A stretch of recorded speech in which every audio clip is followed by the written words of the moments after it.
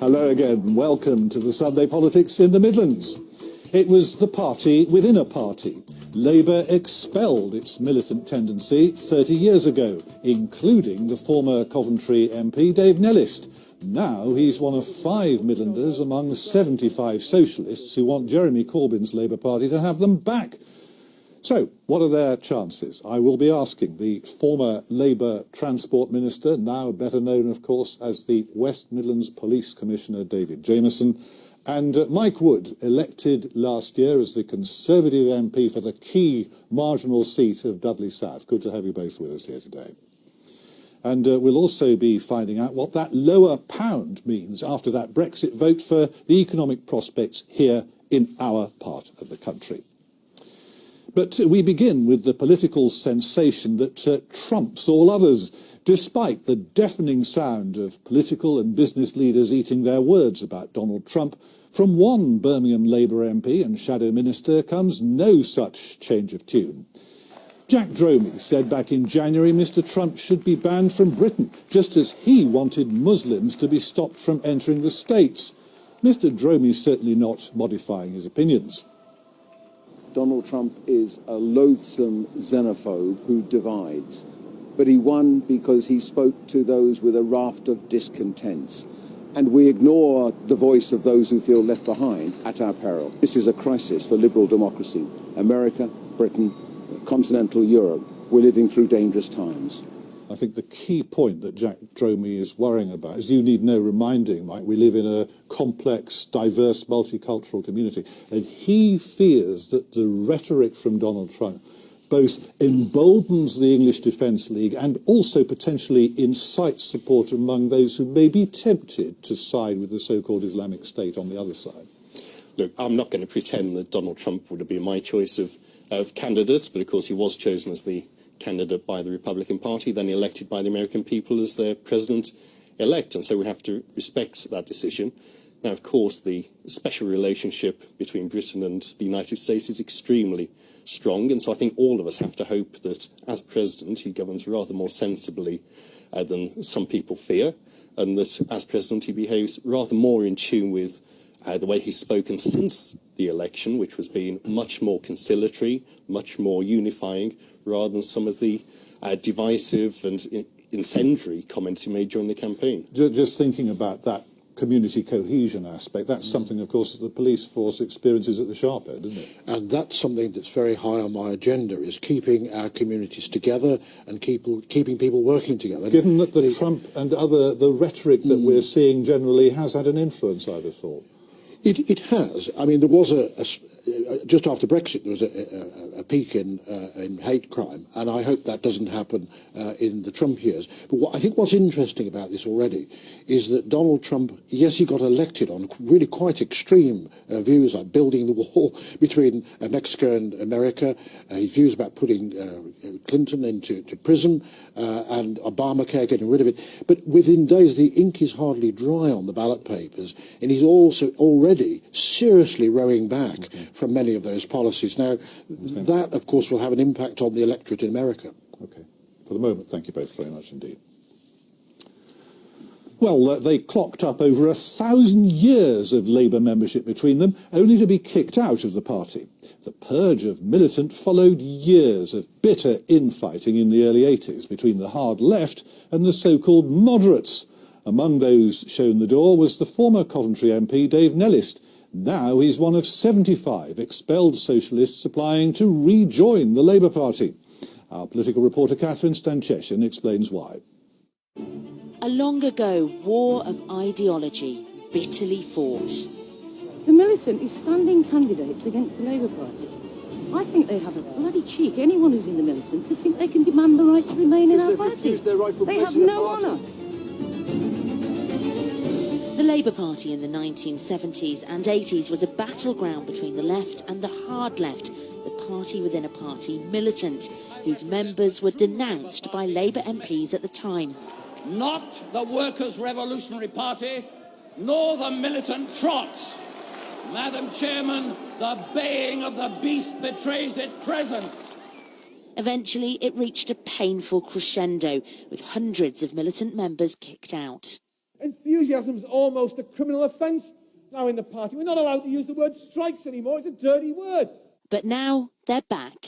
I think this is one of the meetings up until the suspension. That's right, and if you look at who two of the attenders are on the platform, one T Ben, one J Corbyn. 75 former Militant members have signed a letter saying that the time is right for Jeremy Corbyn to let them back in. I felt it was impossible inside that new Labour to carry on the fight for socialism, so we fought for it outside, but Jeremy's changed that. Dave Nellist was a Coventry MP for 9 years. He's a name synonymous with the most radical side of Labour. I think Labour's changing. Jeremy's re-election a few weeks ago shows that there's the possibility now within Labour for a radical socialist agenda. He's outnumbered 9-1 in Parliament and on councils. There's a lot of manoeuvres to try and get rid of him, and I want to be part of the battle to support his radical socialist agenda. Of course, this all comes at a time when the party is once again deeply divided. The membership wants Jeremy Corbyn, the parliamentary party wants anything but. And with criticism of the tactics of the left-wing group Militant that supports Mr Corbyn, some people say the idea of admitting some of these people back in is nothing short of terrifying. But Mr Nellist says far from being the ruin of the party, when it comes to voters, he could be one of its saviours. If we do nothing but wait for the 2020 election, 3/4 of all council services in our region will be gone. Youth clubs, libraries, children's centres, adult education centres, park wardens, street cleaners, all will be gone. There has to be a resistance. Labour says where members have previously been banned, the decision on re-entry is one for the National Executive Committee. Dave Nellist is now chair of the Trade Unionist and Socialist Coalition and says if he's allowed back in, the group won't field any candidates at next year's local elections. We're hoping that the Labour NEC, which meets on the 22nd of November, will consider it. If they don't find the time to do it then I think we'll take our campaign to the ranks of the Labour and Trade Union movement with a national petition to help the NEC reach the right decision. A threat or a promise there from Dave Nellist, ending that report by Catherine Stancheshin. Well, instrumental in Labour's purge of Militant 3 decades ago was a tight-knit Midlands-dominated caucus of MPs and union leaders, among them John Speller, now MP for Worley. Down the line to Westminster, I asked him how he thought the party should respond to this overture from Dave Nellist and co. These people, let's be clear, are dedicated Trotskyists. They have their own tightly knit revolutionary organisation. They only want to use the Labour Party, use its funds, and try and divert young people into their cause. We've seen it all before. They nearly destroyed us last time. We would be mad to let them back into the Labour Party. But isn't the reality that they, in a way, are more in tune with the Labour Party as it is now, with these 500,000 and more new members? It's a mass movement. They see you, really, just as a sort of post-Blairite parliamentary rump. Oh, this is complete rubbish, and you know that from the Labour parties right the way across the Midlands. And they've seen these people before. They saw all the trouble that they caused in Coventry. We became unelectable in the 1980s precisely because people would not allow a party that had people like that in it to actually get elected. And even more recently, they have been running, they set up their own party, they've been running candidates against the Labour Party across the country, even as late as this year's elections. So why would we want to be letting in people who are clearly hostile to the fundamental democratic aims of the Labour Party? They've got their own revolutionary party, they can run in elections, they can get the derisory votes they want. They just want to use the Labour Party. We'll never be able to rebuild and provide a credible alternative to the Conservatives if we allowed these sort of people back into the party. You clearly think that these applicants should be given short shrift, but do you think Jeremy Corbyn will think the same?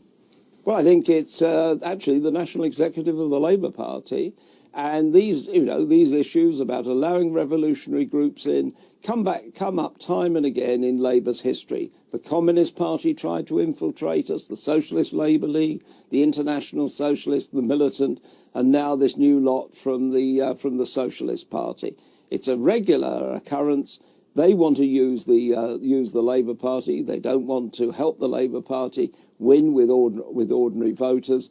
And every time we look as though we're getting close to them, that takes us further from power and further from doing the right thing for ordinary voters in the Midlands and right the way across the country.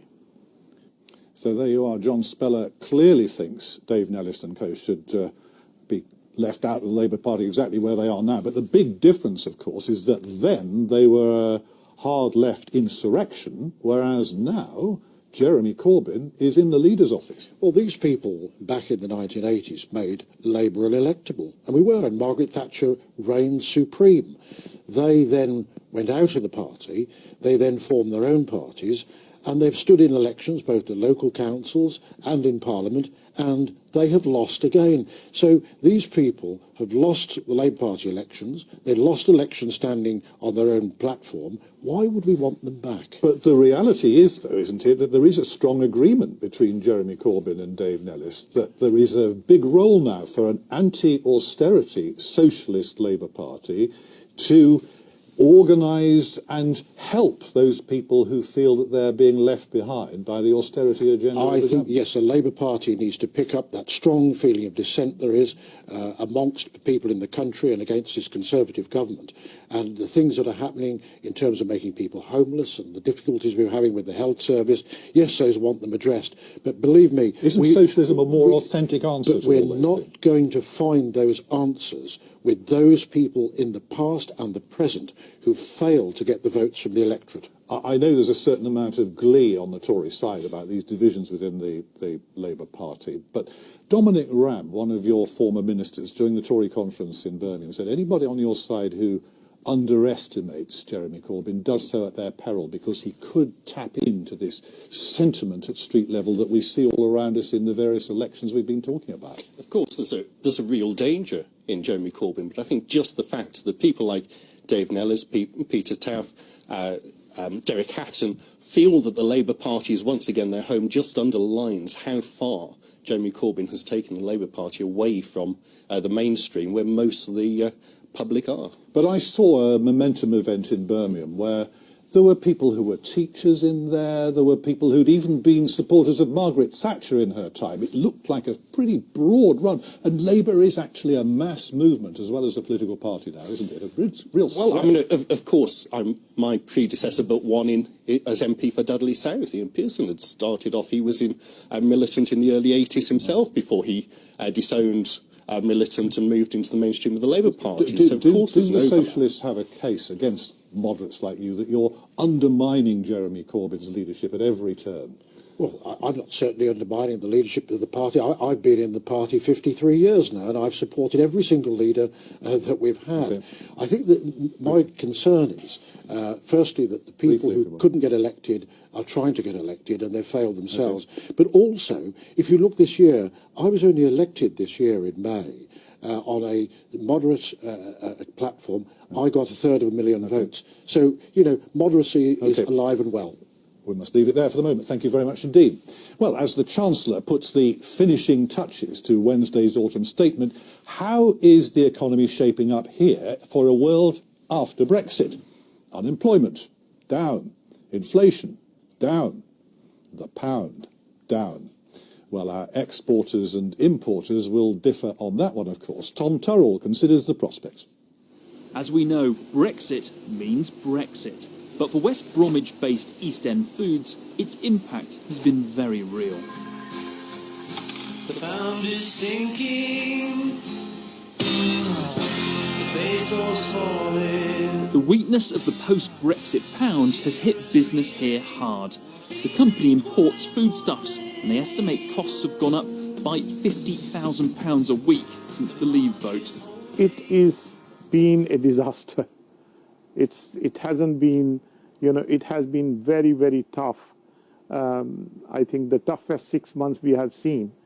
East End Foods has been in business for nearly 50 years, and this has been the biggest knock we have had. But it's not all bad news. At Ellenborough Park Hotel near Cheltenham, bookings are up. We've seen an influx of overseas guests, particularly US, because they can just see that, of the options available to them, the UK is really attractive when their dollars go a lot further.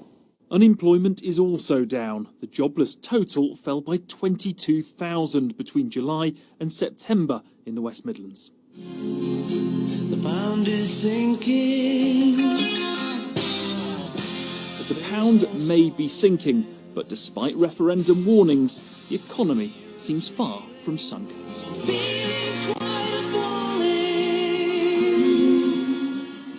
Tom Turrell reporting, and thinking first, Mike, about importers like East End Food.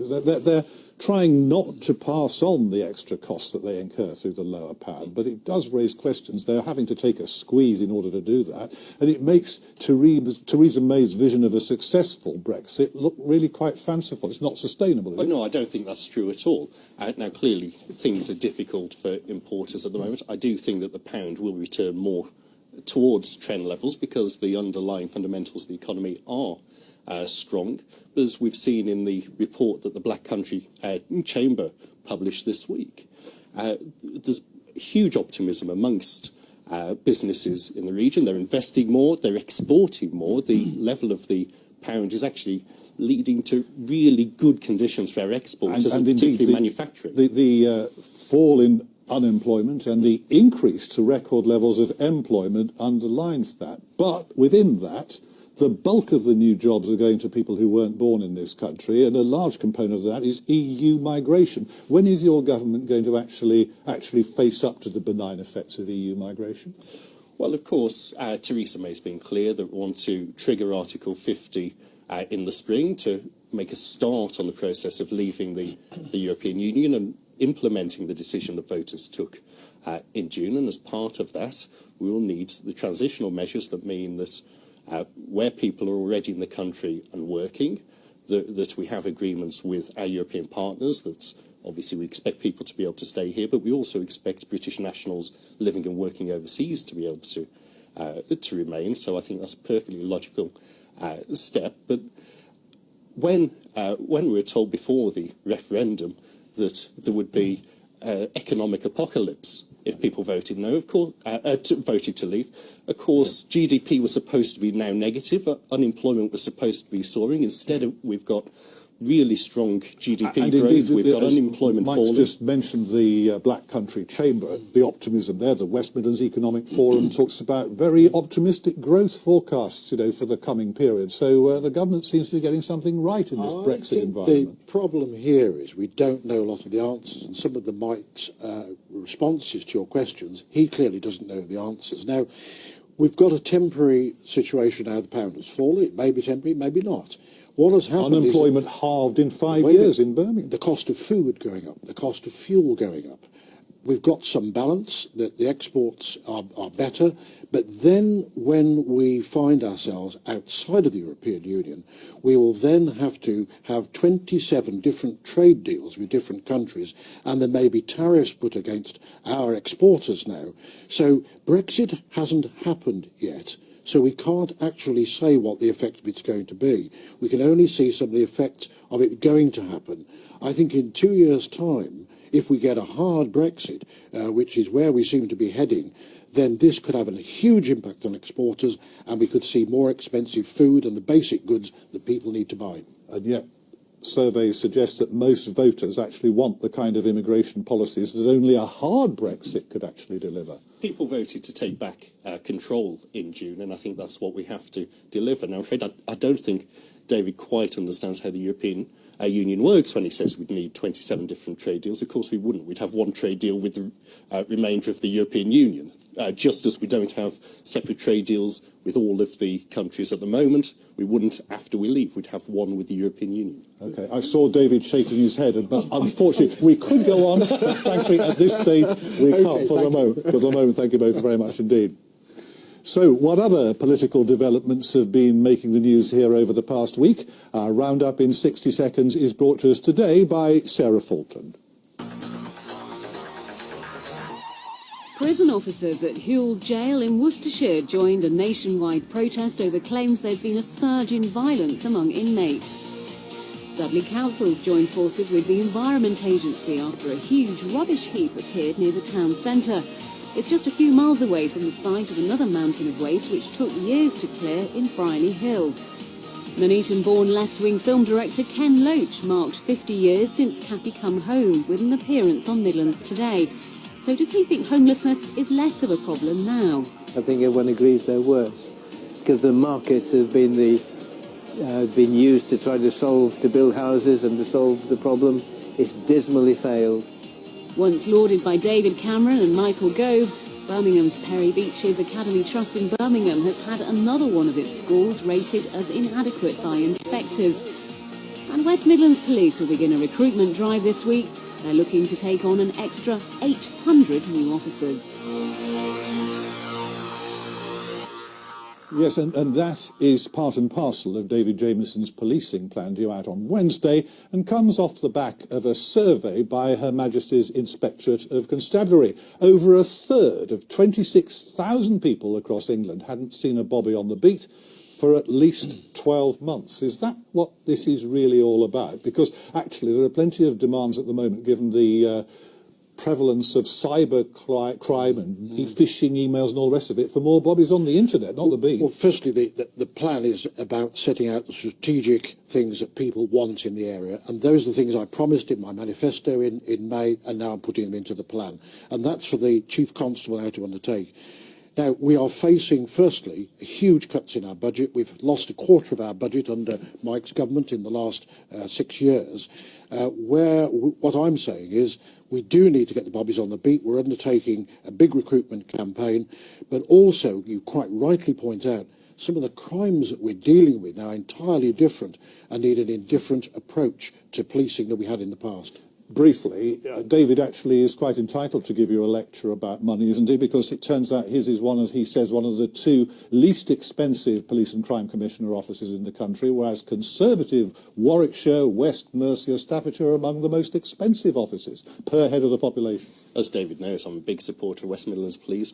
My dad was a West Midlands policeman for nearly 30 years, and so I've had the meetings with ministers in the Treasury, in the Home Office and elsewhere to argue the case for the West Midlands to get a better deal on funding. Hopefully, when we can get that new funding formula, it will help. Thank you both very much indeed. My thanks to Commissioner David Jamieson and Mike Wood. And there's more on the future for the police services later this week. West Mercia's new Chief Constable, Anthony Bangham, has been described as a copper's copper. Well, we're about to find out what exactly that means, if indeed it means anything at all. He'll be in BBC Radio Shropshire's Hot Seat during Jim Hawkins' programme from 10 o'clock on Tuesday. This, though, is where we all rejoin Andrew Neil.